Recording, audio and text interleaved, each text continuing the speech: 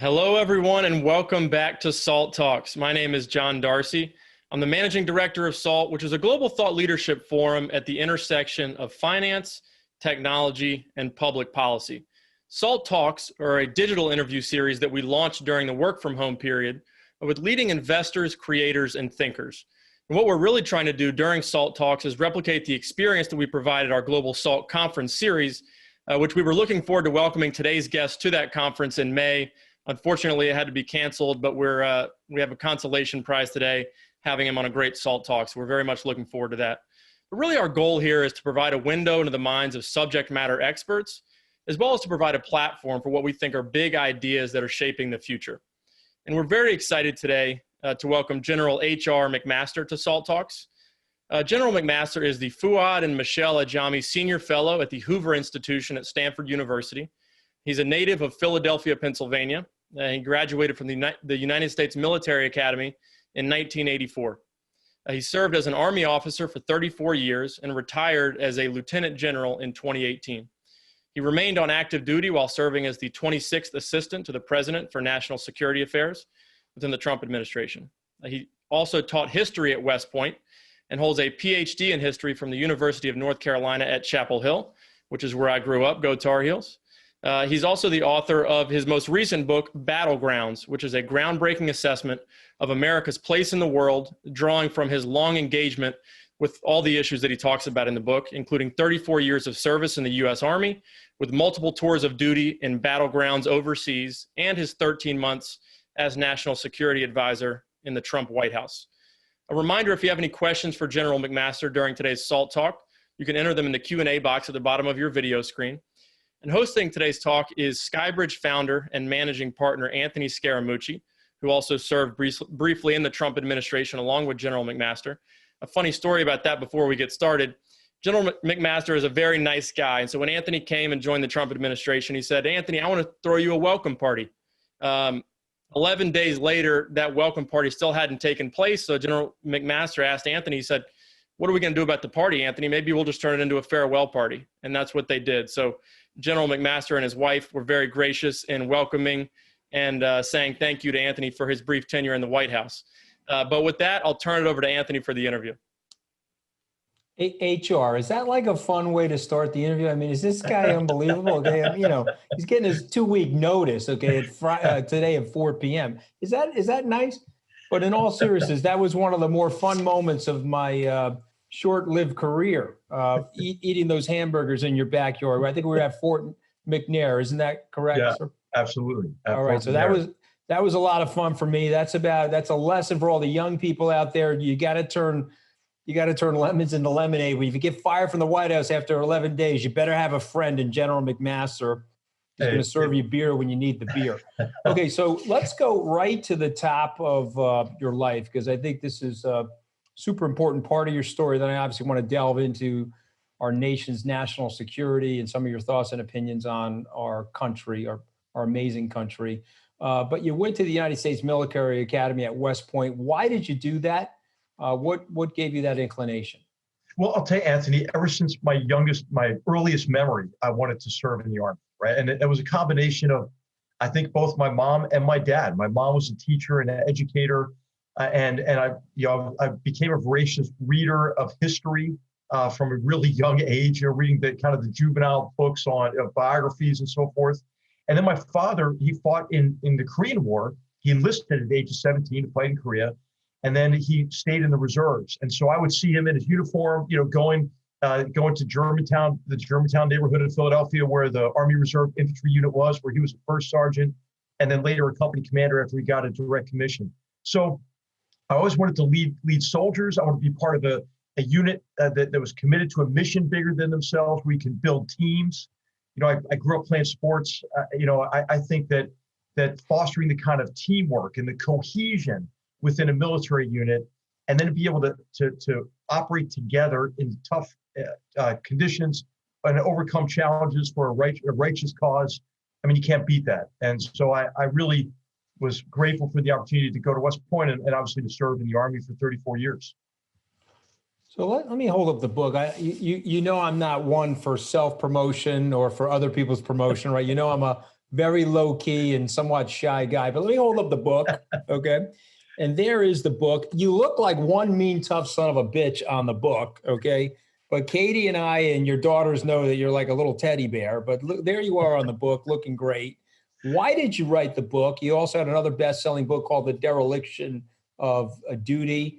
I will tell you, I read this book about 3 weeks ago, HR, and it is a brilliant expose on what is going on in the world. I would particularly emphasize in your book the stuff you're writing about Vladimir Putin and the government of Russia and really what their plans are. I think it's necessary reading for all concerned citizens of the United States and, frankly, citizens of the world. But why did you write the book, sir? Well, thanks, Anthony. In places like Afghanistan and Iraq, where I served for many years, I was on the receiving end of these policies and strategies developed in Washington that made no sense on the ground in these places. And so what I wanted to do is write a book that could contribute to an improvement in our strategic competence, our ability to implement a sustained and sensible foreign policy to build a better future for generations to come.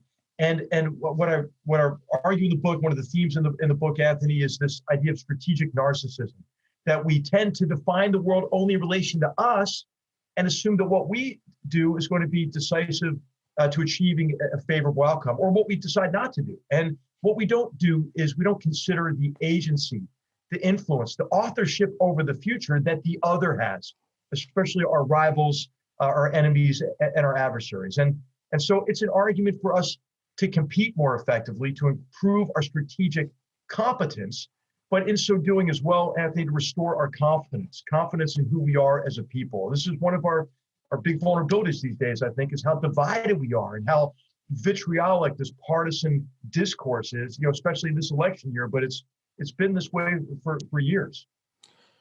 Well, I want to get to that in a second, but I want to stay on strategic narcissism. There's another term you're using in the book called strategic empathy, which I think is the opposite of that. So can you define both of those terms for our viewers and listeners? Sure. So strategic narcissism, as I mentioned, defines the world only in relation to us. And therefore, what we don't do is we don't really consider that the other has a say in the future course of events. It's a profoundly arrogant approach to the world. Empathy is really our ability to consider in particular the ideology, the emotions, the aspirations that drive and constrain the other. And if we don't have this quality of strategic empathy, a term I borrowed from my friend and a great historian named Zachary Shore, is that we misunderstand the challenges that we're facing. We create opportunities for our adversaries, and we develop policies and strategies that are actually counterproductive and based on wrong assumptions. So, for example, I'll just go quickly through these. I mean, China, it's based on the assumption that China's going to liberalize, right? They're going to play by the rules. And they're going to liberalize their form of governance as well. Well, that assumption turned out to be false, that Vladimir Putin, across 3 administrations, Anthony, that he's going to change. He's going to be like the Grinch at Christmas. His heart's going to grow 2 sizes bigger. He's going to treat Europe and the United States and the West broadly in a fundamentally different way if we just reach out to him.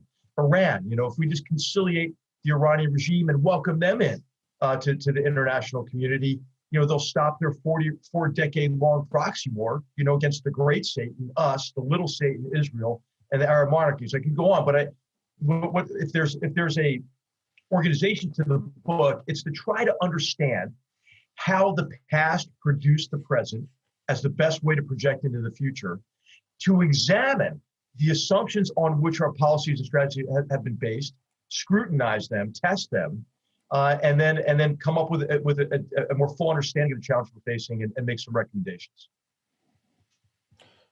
Okay, so I think it's a brilliant assessment of what's going on. You're also offering some great recommendations in the book. You state early on in the book and throughout the book that you feel that even though you may have some policy disagreements with the current administration, or you may have disagreements with the president himself, you sort of see yourself in the tradition of George Catlett Marshall, who was the chief of staff of the Army, went on to become the Secretary of State for Harry Truman, arguably one of the most noblest Americans. I think the two of us would agree on that.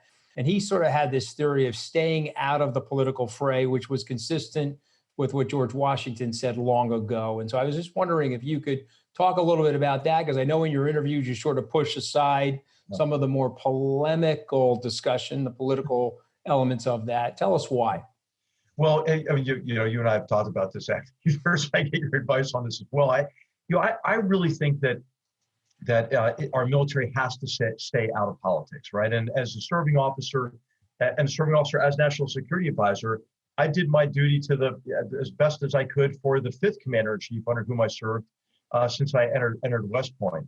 And if you go back to our founders, George Washington's grandparents fled the English Civil War, and George Washington had foremost in his mind, keep that bold line, between the military and domestic politics. The founders also really worried about factions, political parties today, and how advocacy for a faction rather than a focus on our common identity, our common interests as Americans, could drive us apart from one another. And again, in their minds, they're thinking of Oliver Cromwell, English Civil War. Let's not do that. And so as a historian, I'm very sensitive to that. And it's very sensitive to any sort of indication that even in retirement, that I would get involved in partisan politics.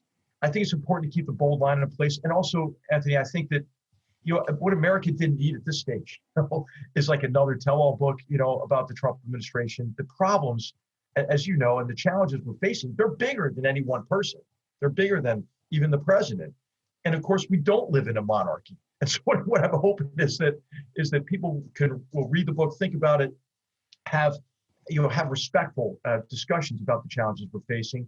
And I hope maybe expect more from our government officials broadly in connection with a sound and much more effective foreign policy.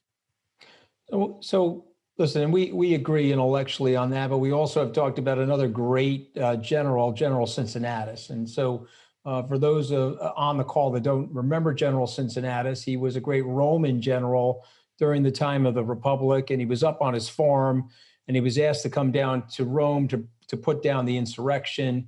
And when he met with his fellow centurions, the insurrection abated, and the Roman senators wanted to make him a dictator. And he said, no, I've been called to serve, and I'm here to serve. I'm not here to rule.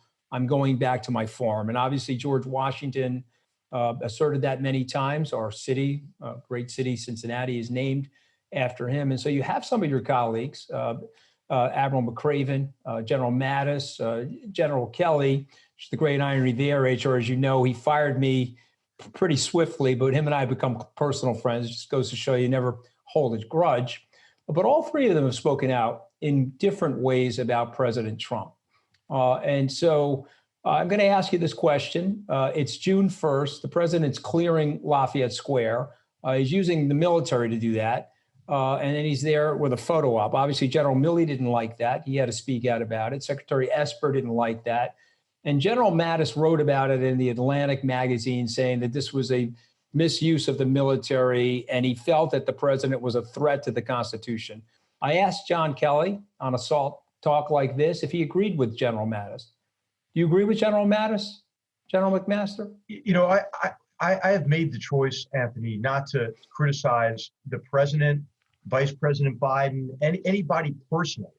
What I do have no problem doing is criticizing decisions and policies of President Trump, or really anybody, because I think we have to have these open discussions as Americans. In the book, I'm very critical of a lot of the Trump administration's foreign policy. I'm very positive about certain aspects of it, like China, for example. Lafayette Square was a mistake. I mean, there's no doubt about it. It's regrettable. It was a bad decision. It was unhelpful in what should be an effort to bring us all together as Americans.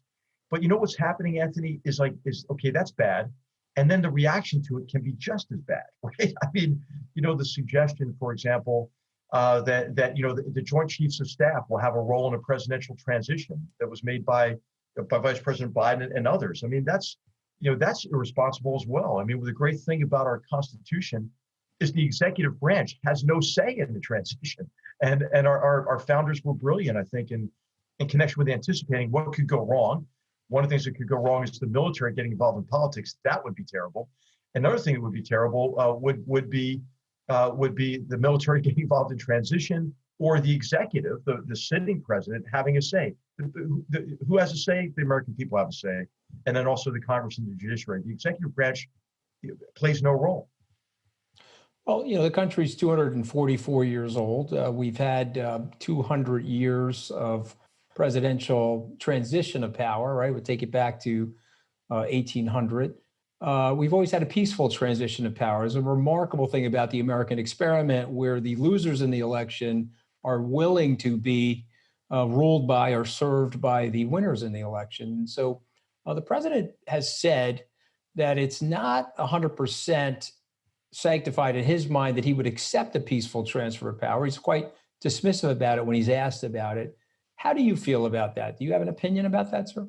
Well, yeah, it's just wrong, Anthony. So, what I write about in the book is how we were talking about Russia, but it's other actors, but mainly Russia's in the lead on this. What they want to do is diminish our confidence, right? Our confidence in who we are as a people, our common identity. They want to diminish our confidence in our democratic principles and our institutions and processes. And so for leaders to say, hey, well, the election might not be fair, might be rigged or something, that's like playing right into their heads. It's being our own worst enemy. And really, in 2016, and I think in this year, in 2020, I don't think Vladimir Putin cares who wins. I don't think he cared in 2016. In fact, in 2016, the Russians, I think, were as surprised as anybody that Donald Trump won. They had a whole campaign ready to go that said, hey, Hillary Clinton won because the election was rigged. And then they shifted it quite quickly because they started that campaign and they realized, oh, wow, Trump won. So they shifted it to the President Trump would have won the popular vote if it wasn't rigged. And so what they're trying to do is sow doubts about our democracy. And no leader should give them space to do that, right? I mean, I think that it's just unwise. I describe Putin's campaign of disruption, disinformation, and denial. And you actually, to combat it, you have to start in the opposite order, right? You have to get rid of his ability to deny it by pulling the curtain back on that activity, showing it to our fellow Americans. And that's the first step in inoculating ourselves against this really sophisticated campaign of political subversion. So, I think we're in agreement. We have internal and we have external threats. And so if you had to tick off some of the major national security threats for the United States, what would they be? I think you have to put China at the top, Anthony. So, and the reason is China has tremendous resources and they are extremely well organized and determined to promote their authoritarian mercantilist model in a way that will make the world less free, less prosperous, and less safe. And the party is driven by emotion, mainly fear of losing their exclusive grip on power, fear of chaos, but also aspiration to, in Xi Jinping's words, take center stage in the world. The way they're doing that is with a very sophisticated strategy. And again, I use alliteration again of co-option, coercion, and concealment. And their strategies aim to create servile relationships, for example, across the world, and especially in the Indo-Pacific region, in a way that will exclude the United States and others. And I think what's really important for Americans to understand now is that this isn't just a U.S.-China problem, right? I think there's this tendency to personalize everything now around President Trump. This Xi Jinping is not acting this way because Donald Trump is so mean. Actually, I think the Trump administration put into place a very important and overdue shift in our foreign policy toward China, to one of competition and recognizing China as a rival. And I think it's very important that whoever's sworn in on January 20th carry on that competitive approach. Well, at the same time, and we can quibble about the style, but I do give the credit. I'm not going to demonize the president, whatever my disagreements are with him. I do give him credit for having good instincts as it relates to certain things related to China. But the president's also preaching something related to isolationism. And we've been combating this for several hundred years. Obviously, FDR had to combat it in 38, 39, and 40. He was vexed in terms of what to do, but he knew that America needed to get involved in the next global conflict. It's sort of almost a prevention mechanism. General Mattis has said this to President Trump. I know you have said this to President Trump, that our position around the world is almost like a life insurance premium to prevent a catastrophe, or a casualty insurance premium. This way, we're there, it'll prevent something from further getting heated. Do you think the president is right about his isolationist stance at this point in world history? Or where would you like to see our foreign policy? Well, I think this idea that our disengagement from complex challenges overseas, challenges that have big implications for our security, it's a big mistake. And the areas in the book that I'm most critical of the Trump administration's policy and of President Trump are areas in which he has replicated and in some ways exceeded the flaws of the Obama administration approach to some of these problem sets. You know, Afghanistan's heartbreaking to me, Anthony. I think that it's not only regrettable that we'll pay a price for it, but it's really reprehensible that we would partner really with the Taliban against the Afghan government. You know, partner with like this 5% of the people who support the Taliban against like the 95% of Afghans who want nothing to do with this brutal, murderous organization, because they lived under the hell of the Taliban from 1996 to 2001. They know what it's going to be like. So Americans might say, okay, God, we've been there almost 20 years. Like, what are we doing? But, you know, as I lay out, it has not been a 20-year war. It's been a 1-year war 20 times over. It's been, you know, it's been a war in which I think if we had deliberately set out to screw it up, we couldn't have done worse. And I think that there is a way to partner with the Afghans as part of a multinational effort and sustain very, very important counterterrorist efforts there, for a relatively low cost. But it is this drive to disengage that is a danger. I see the same kind of dynamic in the Middle East as well. And I'm not arguing, I don't think we should have like hundreds of thousands of troops there. This should be expensive engagements. But it's really that sustained effort that enables our diplomatic efforts, and it keeps us secure. I mean, if we learn anything from COVID, right, it ought to be problems that develop overseas, once they reach our shores, can only be dealt with at an exorbitant cost, right? Better to contain it and deal with it abroad than to let it reach our shores. Listen, we agree. You say something in the book. I was just wondering if you could encapsulate it for our listeners and viewers about isolationism and about the potential crisis that could unfold as a result of a disengaged America around the world. I was wondering if you could encapsulate that for us. I think it's a brilliant assessment of Afghanistan. I will also point out to people to please read the book, because you go around the world literally, and it is a playbook and manual for exactly what's going on in the world and what America needs to do to respond to it. But let's stick on the isolationism for a second, because lots of Americans are confused by this, General McMaster, and I'd like them to hear it from you, why there's so much danger in isolationism. Well, first of all, it has been our alliance system. It has been our alliance together, military power, that has prevented great power conflict for over 75 years now. And it's really hard, Anthony, to prove a negative, right? But I think it's a really good thing that we haven't had great power conflict for 75 years. And so our alliance system and forward positioned U.S. forces, not even a lot of them, but a significant number that integrate with our allies and partners, that's what gives you deterrence by denial. What that means is you're convincing a potential enemy, in this case, you could say China and Russia, these powers on the Eurasian landmass, that they can't accomplish their objectives with the use of force. And that's a good thing to prevent conflict, obviously, that would be devastating. In connection with jihadist terrorism, for example, that problem isn't going away, Anthony. It's going to be with us for multiple generations. I mean, what I read about is how this ISIS and Al-Qaeda alumni, they're orders of magnitude larger than the Mujahideen alumni of the resistance to Soviet occupation in Afghanistan. And it was that Mujahideen alumni who committed mass murder in your home city, Anthony, in New York on September 11th, 2001, and in Washington and over a field in Pennsylvania. This is not a theoretical case. And we know that many other attacks in Europe were the result of ISIS gaining strength when it controlled a landmass the size of Britain. And so the rise of ISIS didn't just happen, right? It happened because Vice President Biden called President Obama in 2011 from Iraq and said, "Thank you for allowing me to end this war." And of course, wars don't end when one side disengages, and we disengaged in large measure diplomatically as well. What that resulted in is a return of large-scale sectarian violence in Iraq that set the conditions for ISIS to come back. And so just when you think the situation in the Middle East can't get worse, it actually can.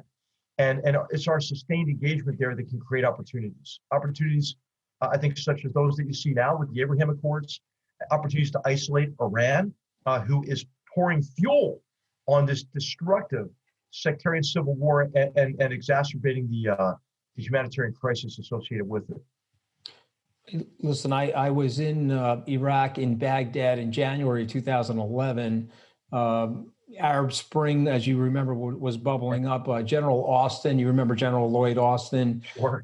He is one tall SOB. I mean, I felt like I needed stilts to talk to the guy. But well, it was those big guys. It was Austin and Odierno were two four-stars. Ray is a tall SOB. Ray is the tallest lineman. HR. Ray is the tallest Italian I've ever met in my life. Actually, I'm convinced that he's probably not Italian, but that's a whole other topic. But also they both sport some very handsome hairstyle. I don't know if you noticed that. Yes, no, I remember that too. And of course, you have a very handsome hairstyle yourself, HR. We'll talk about that later. We'll talk about what we could do to help you there. But I'm in Baghdad. It's January 2011. General Austin, we asked him a question, part of a Benz movement, the Business Executive of National Security. I said, what should the troop level be? He says 20,000.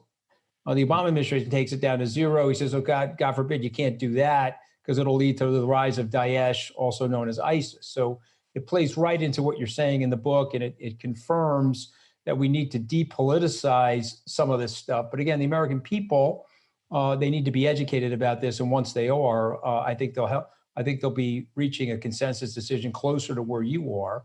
Let's talk about the president again for a second, because I was only there for 11 days, but we did have some fun together, you and I, our interactions and with President Trump.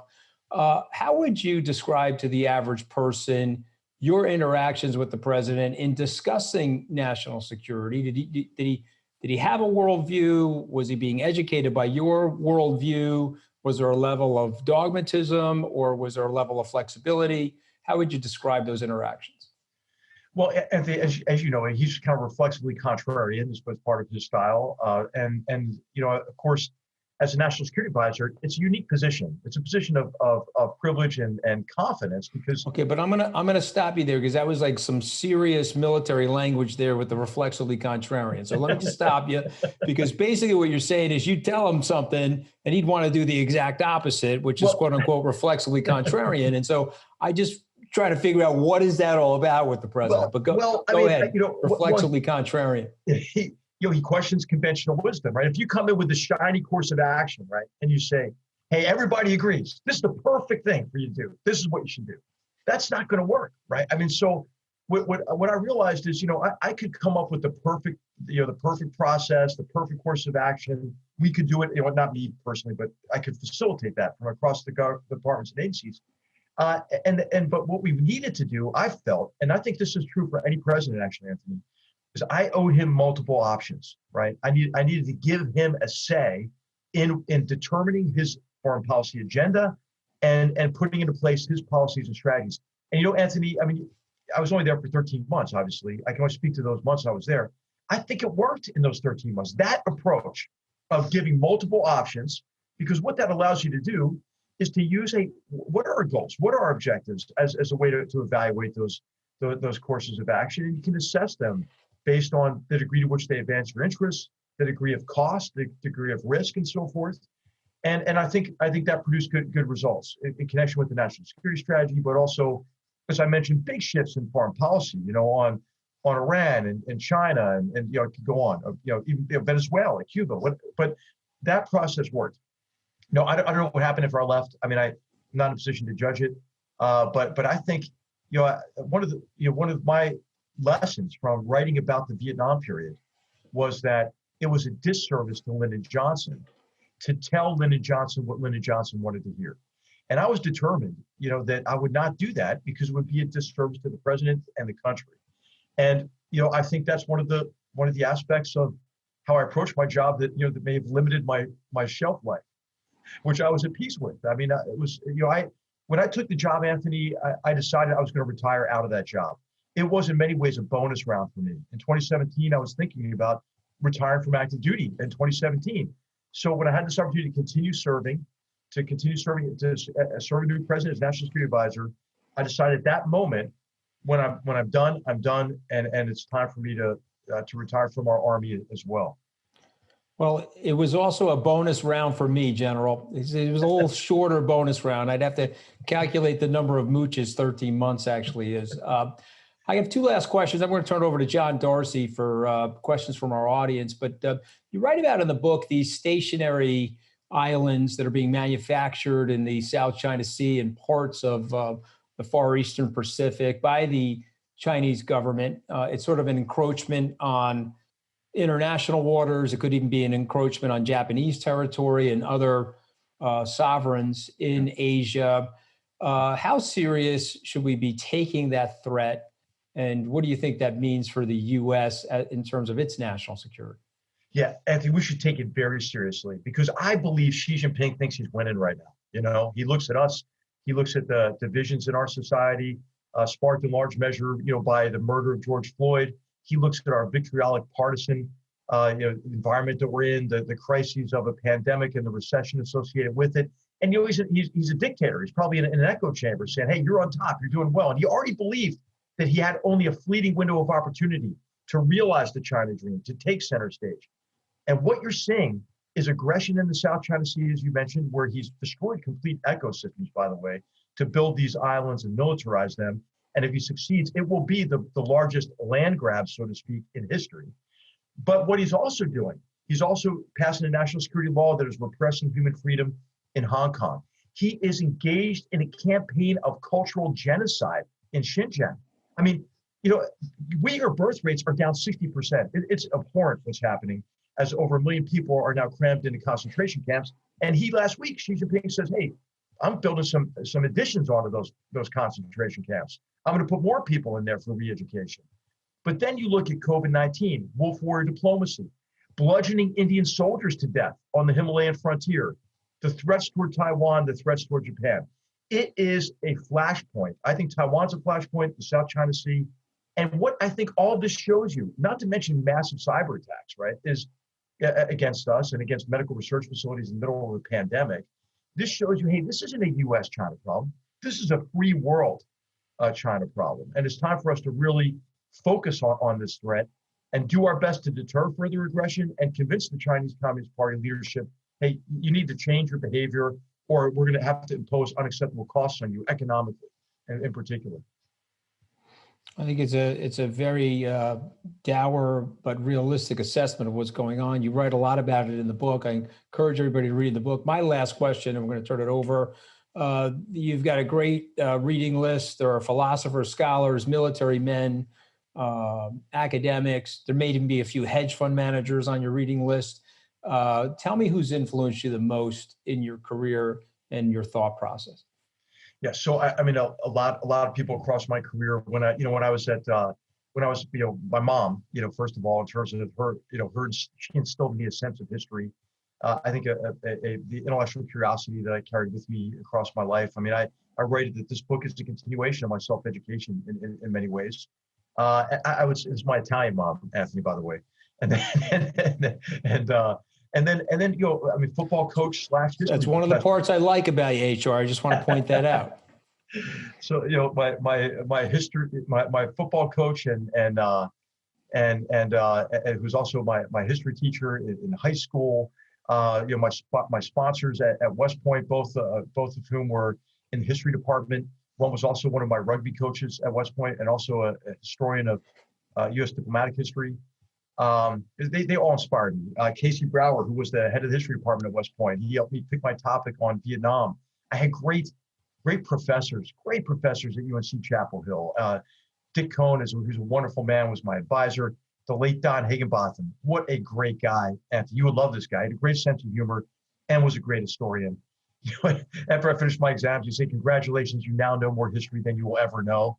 And then, of course, many officers influenced me in a profound way. I mean, God, my first battalion commander, Billy J. McGowan, who was, I think maybe, bigger than Odierno, these guys. I mean, he was huge, an amazing guy, African-American officer, which to be an armor battalion commander in the early 80s, imagine, the changes he saw in our Army through the Vietnam period, post-Vietnam period, a real charismatic leader, and I met so many leaders who exhibited strong qualities that I try to take from them, and then of course you see some negative examples too.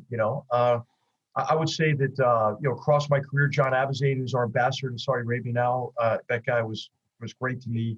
Dave Petraeus, I think, has always been tremendous. Martin Dempsey, we mentioned Odierno, Austin. I mean, it really, the Army's a family, and I just think for young people, if you're listening to this, joining our military is tremendously rewarding. I think because we have a smaller professional force, not as many Americans are familiar with the less tangible rewards of service, right? Being part of a team in which the man or woman next to you is going to give everything, including their own lives for you, and to be part of something that's bigger than yourself. And so I admired these leaders who I mentioned, but I admired my soldiers, man. I mean, like, if the younger generation gets hammered all the time. Hey, they're self-absorbed. They don't have attention spans. They don't understand history. They're not, they're not patriotic. I'll tell you, if you want to see, the best of our country, just meet some of our servicemen and women. I mean, they're extraordinary people, and they like what they're doing.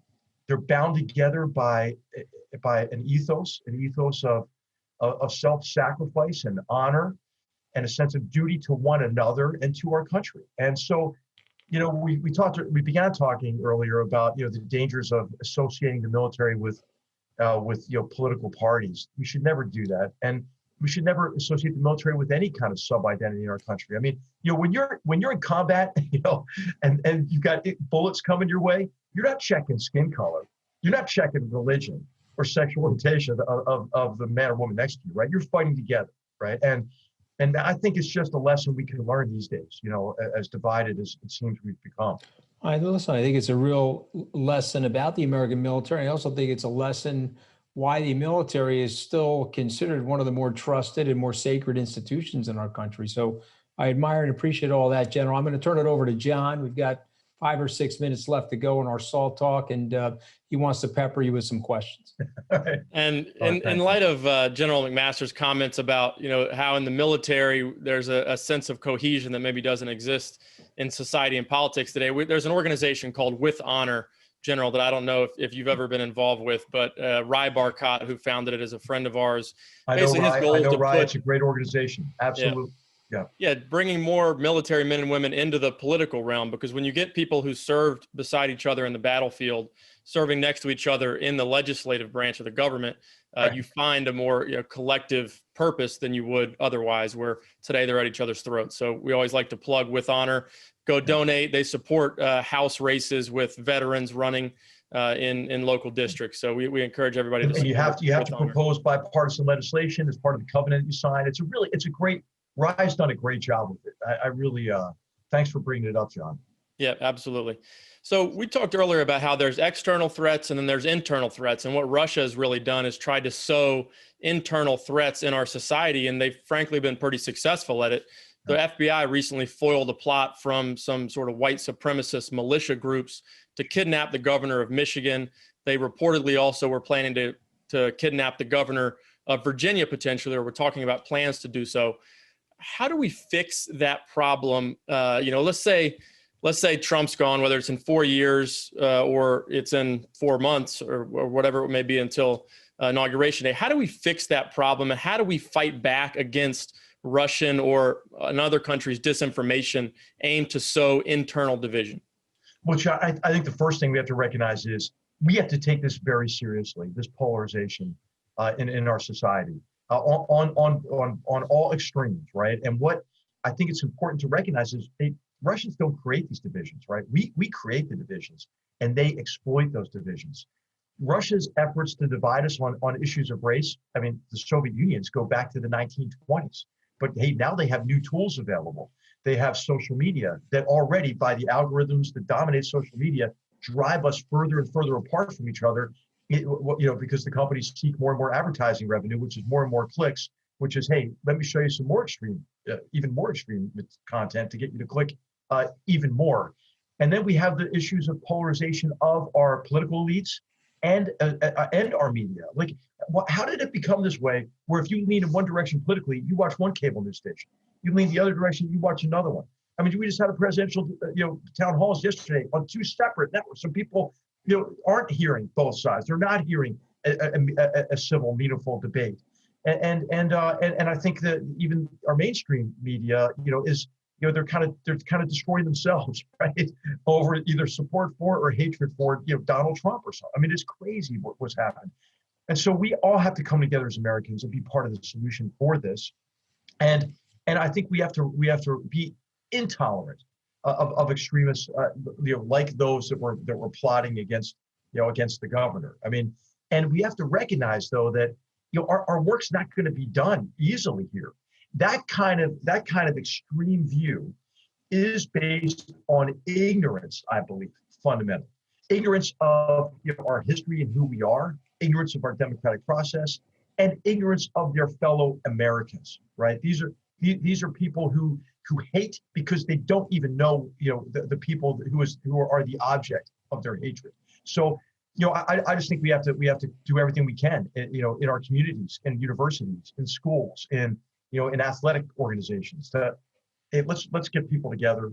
Let's emphasize our common identity. Hey, I think history plays a big role in this, John. I mean, I do think that in many ways our young people have been subjected to what I would say, and this might sound extreme to some people, but essentially a curriculum of self-loathing, that really portrays America as the problem in the world. And this is associated with kind of the new left interpretation of history. I think, we should be able to come together around, not a contrived, happy view of history, but a recognition of the nobility of this radical idea of our revolution, that sovereignty lies neither with king nor parliament, but with the people.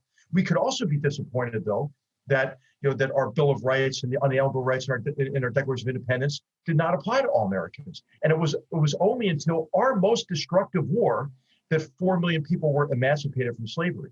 We can celebrate that, but also be disappointed at the failure of Reconstruction, the rise of Jim Crow and the Ku Klux Klan, but then also celebrate the Civil Rights Movement and the dismantlement of de jure segregation and inequality of opportunity, but still recognize, hey, it's a work in progress, as our founders knew it would be, that our democracy had to be constantly nurtured.